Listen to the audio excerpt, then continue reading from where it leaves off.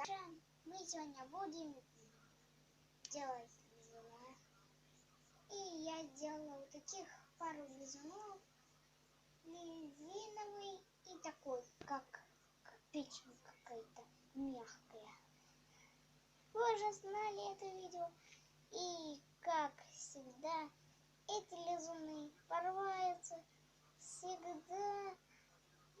Мой брат дал своему лизуну больше жизни, поэтому ему пофиг. Он растягивается, как жвачка, короче. Его сделали зубные пряты и покрасили розовый цвет. И это, кстати, видео и лайки я вам сказала.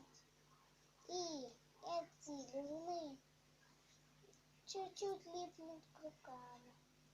А это